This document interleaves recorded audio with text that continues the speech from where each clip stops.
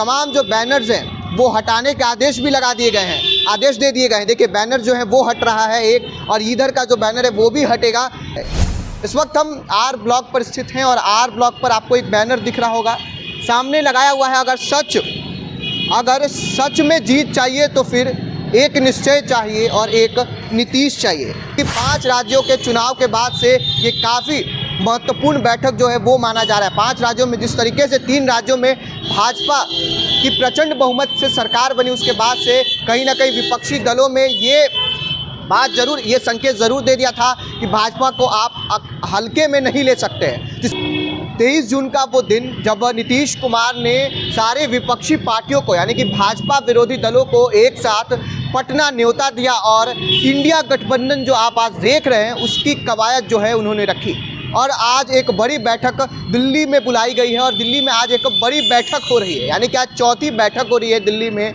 और सब जो नेता है, शीर्ष नेतृत्व है वो दिल्ली पहुंच चुके हैं और कुछ ही देर के बाद जो है वो बैठक प्रारंभ हो जाएगा। सबसे नमस्कार, आप सस्टॉक देख रहे हैं और मैं हूं आपके साथ आशुतोष उपाध्याय। इस वक्त हम आर ब्लॉक पर स्थित हैं और आर ब्लॉक पर आपको एक बैनर दिख रहा होगा, सामने लगाया हुआ है अगर सच में जीत चाहिए तो फिर एक निश्चय चाहिए और एक नीतीश चाहिए। यानी कि अभी आप देख रहे होंगे किस प्रकार से दिल्ली में इंडिया गठबंधन की चौथी बैठक जो है वो लग रही है। यानी कि अब एक होटल में होना तय हुआ है ये बैठक, और इसमें कांग्रेस नेता सोनिया गांधी, राहुल गांधी और पार्टी अध्यक्ष मल्लिकार्जुन खड़गे जो हैं वो भी शामिल होंगे। और बैठक में अलग अलग जो नेता हैं, यानी कि आप बात कर सकते हैं उत्तर प्रदेश की अगर बात करेंगे तो सपा प्रमुख अखिलेश यादव, अगर आप बंगाल की बात करेंगे तो ममता बनर्जी, अगर आप तमिलनाडु की बात करेंगे तो एम.के. स्टालिन, और तमाम जो शीर्ष नेतृत्व हैं वो दिल्ली में एक मंच पर एक साथ बैठकर भाजपा को 2024 में घेरने की जो है तैयारी करते हुए नजर आएंगे।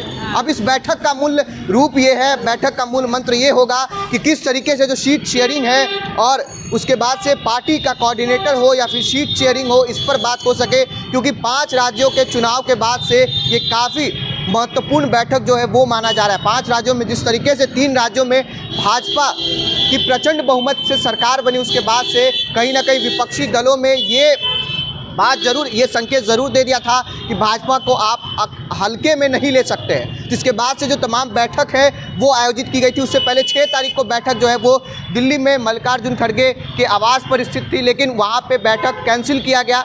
और इसमें एक बयान भी लोगों का सामने आया था, जिसमें ममता बनर्जी और तमाम लोग वो ये कहते हुए दिखे थे कि कांग्रेस अपने समयानुसार क्यों समय तय करती है। लेकिन 5 राज्यों के चुनाव के बाद से अब ये बड़ी बैठक दिल्ली में हो रही है, लेकिन उसके बाद से पटना की राजनीतिक सरगर्मियों में जो तेजी है वो देखने को मिल रही है। ठंड के साथ राजनीतिक सरगर्मी भी है वो भी बढ़ती हुई नजर आ रही है। ये बैनर देखिए किस तरीके से जदयू के नेताओं और जदयू के लोगों का साफ डिमांड है, बड़ा डिमांड है, एक निश्चय चाहिए, एक नीतीश चाहिए। यानी कि नीतीश को इस बैठक में बड़ी जवाबदेही, जिम्मेवारी जो है वो मिल सकती है। और इस बैठक में विपक्षी दलों के बीच आगामी लोकसभा चुनाव की रणनीति और सीट शेयरिंग जैसे मुद्दों पर बातचीत हो सकती है, जैसा कि हमने आपको पहले बताया।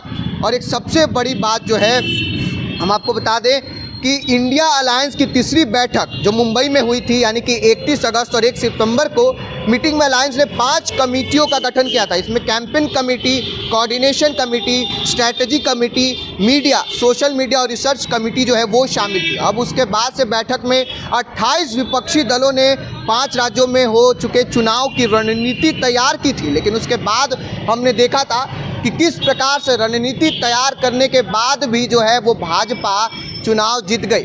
सबसे बड़ी बात जो है, नीतीश कुमार हमेशा कहते हुए आए हैं कि एक सीट पर एक उम्मीदवार उतारने की, यानी कि जो इंडिया गठबंधन का कोई उम्मीदवार होगा वो मात्र एक उम्मीदवार उतरेगा और उसके जो विपक्ष में जो होगा भाजपा का एक कैंडिडेट होगा, यानी कि एक भाजपा का कैंडिडेट और एक इंडिया गठबंधन का कैंडिडेट। तो फिर जो मुकाबला है वो कांटे का टक्कर का होगा और उसके बाद से कहीं ना कहीं जो सीटों में बढ़ोतरी है वो कांग्रेस और इंडिया अलायंस के जो लोग हैं वो करते हुए नजर आएंगे। देखिए हम ये तस्वीर आपको आर ब्लॉक की दिखा रहे हैं, किस प्रकार से यहाँ पे बैनर लगा के ये दर्शाने की कोशिश की गई है। और तमाम जो बैनर्स हैं वो हटाने के आदेश भी लगा दिए गए हैं, आदेश दे दिए गए हैं। देखिए बैनर जो है वो हट रहा है एक, और इधर का जो बैनर है वो भी हटेगा। और पूरे पटना के चौक चौराहों पर ये बैनर लगा था। आप इनकम टैक्स जाते वहाँ भी बहुत से बैनर जो हैं वो लगे थे। और विपक्षी दलों के यानी कि इंडियन नेशनल डेवलपमेंट अलायंस की जो बैठक है वो बड़ी बैठक अभी दिल्ली में चल रही है। मैं आपको सीधी जो तस्वीर जिला जो आपको एक खबर है वो पटना से बता रहे कि किस तरीके से नीतीश कुमार का महिमा मंडन किया जा रहा है। नीतीश कुमार को बड़ी जिम्मेवारी जो है वो अब दिल्ली में मिल सकती है। फिलहाल आपका क्या राय इस वीडियो पे कमेंट बॉक्स में लिख के ज़रूर बताइएगा। आप देख रहे थे सच टॉक्स। धन्यवाद।